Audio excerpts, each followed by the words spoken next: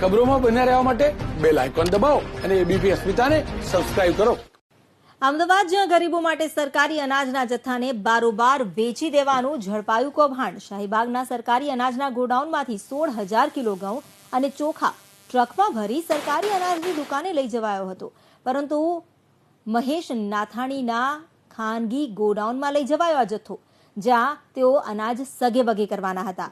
બાતમીના આધારે પોલીસ ત્રાટકી અને ગરીબોનું અનાજ કબજે કર્યું। પોલીસે આ મામલે મહિલા દુકાનદાર, ટ્રક માલિક સહિત 5 સામે ગુનો નોંધ્યો છે અને 4 આરોપીની ધરપકડ કરી છે।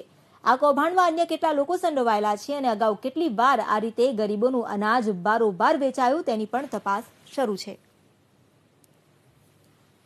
જે આપણું જે મેઇન ગોડાઉન છે ઘોડા કેમ્પ ખાતે, ત્યાંથી સસ્તા અનાજનો જે માલ ગરીબ માણસો માટે જે તે સેન્ટર ઉપર જતો હોય છે, ત્યાં નહીં લઈ જઈ અને અન્ય જગ્યાએ ગેરકાયદેસર રીતે વેચી મારવાનું જે કૌભાંડ હતું એ એમનો મુજબનો ગુનો રજીસ્ટર કરવામાં આવેલ છે અને ઊંડાણપૂર્વક તપાસ કરીને આમાં અગાઉ પણ આ પ્રમાણેના બનાવ કોઈ બનેલા છે કેમ તેની પણ પોલીસ ઊંડાણપૂર્વક તપાસ કરીને શોધી કાઢશે।